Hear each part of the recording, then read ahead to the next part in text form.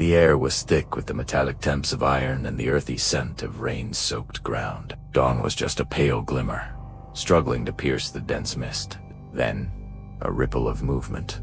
Thousands of shields, glinting faintly, rose in unison above the swirling fog. Somewhere in that ethereal shroud, on a patch of land whose location is now lost to time, the very idea of England was being forged. Yet, the Battle of Brunanburh, the clash that arguably birthed a nation, remained shrouded in obscurity, a footnote in history. In the year 937 AD, the island of Britain was a fractured land, a chaotic patchwork of rival kings. Norse, Scots, Irish, and Saxons all vied for dominance, their ambitions clashing like steel on steel. Amidst this turmoil, one man dared to dream of a different future. Aethelstan, grandson of Alfred the Great.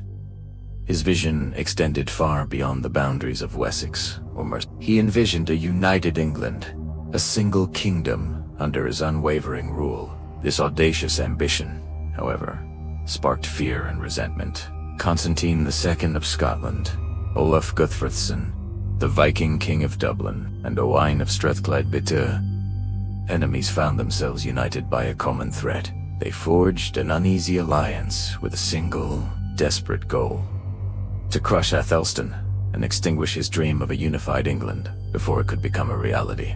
From every corner of the British Isles, they gathered their forces. Gaelic swordsmen, fierce and unwavering, Viking sea raiders, hardened by years of plunder, and Highland berserkers, their eyes burning with a primal rage. They assembled a fleet of longships so vast it seemed to darken the horizon as it crossed the sea, carrying its grim cargo of warriors towards England's shores. Aethelstan, however, was not caught unaware. For months, his scouts had whispered of sails along the coast, of smoldering villages in the north, of the gathering storm. He summoned his loyal thanes, the noble warriors sworn to his service, and called upon the Saxon Fyrd, the land's fighting men. His army, a force of seasoned veterans, marched north through dense forests and rolling hills, the air thick with the premonition of battle. Somewhere near a place called Brunanburh, the precise location, a matter of endless debate. Two greatest forces in Britain converged. No contemporary chronicler left a detailed description of the battlefield, only a chilling testament to the carnage. The Anglo-Saxon Chronicle simply records, "Never before was there such slaughter." Imagine the cacophony of sounds that ripped through the morning air, the deep thud of shields locking together, forming a wall of wood and steel, the piercing shriek of war horns, the relentless, metallic rhythm of axe and sword. The Allied northern forces launched the first assault, a furious onslaught intended to shatter the Saxon line.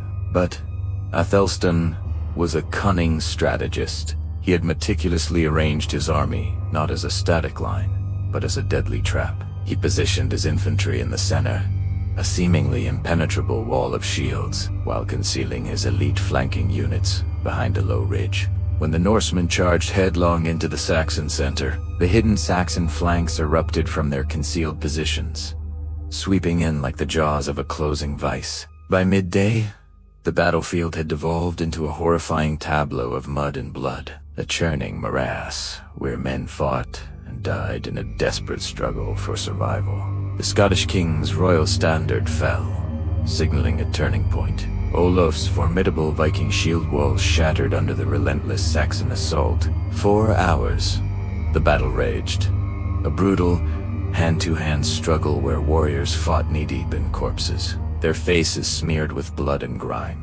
Legend claims that Aethelstan himself, driven by a warrior's spirit, plunged into the thick of the fighting, his sword a silver flame flashing beneath the sun, inspiring his men to fight with renewed ferocity. As night fell, an eerie silence descended. The only sound was the mournful caw of crows, already gathering to feast upon the fallen. 5 kings lay dead, their ambitions extinguished. 7 earls from Ireland and Scotland were slain, their bodies indistinguishable from the common soldiers around them. The surviving remnants of the Allied army fled into the surrounding hills, hunted relentlessly by Saxon spearmen. their alliance shattered beyond repair. From that moment forward, the rest of Britain had no choice but to acknowledge Athelstan as their overlord, the first true king of a unified England. Chroniclers, recognizing his achievement, began to use a new phrase to describe his realm. The land of the Angles. The name stuck, forever defining the nation he had created.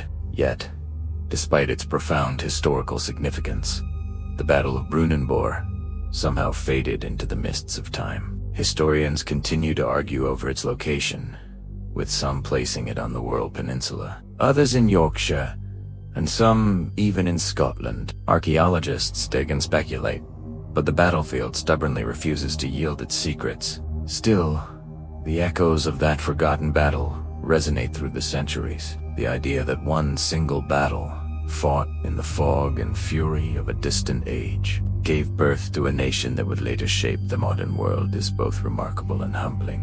It's a strange irony that the battles everyone remembers Hastings.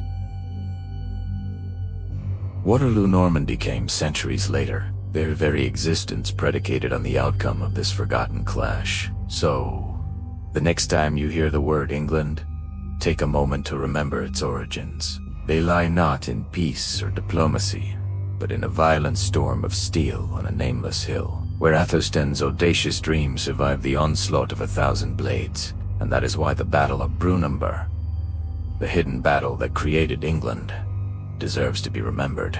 Thank you for watching, and if you enjoyed this journey into the past, please like, subscribe, and hit the notification bell for more stories from history.